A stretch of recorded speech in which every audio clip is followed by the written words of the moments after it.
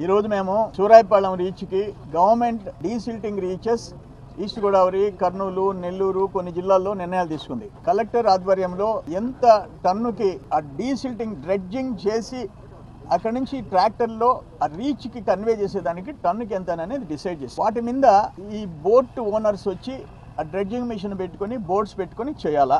సూరాయిపాళెం కోవూరు కాన్స్టిట్యున్సీలో ఒక రీచ్, సాత్మకూరు కాన్స్టిట్యున్సీలో సంఘంలో ఒక రీచ్, ఇక్కడ ఒక రీచ్ వచ్చినాయి.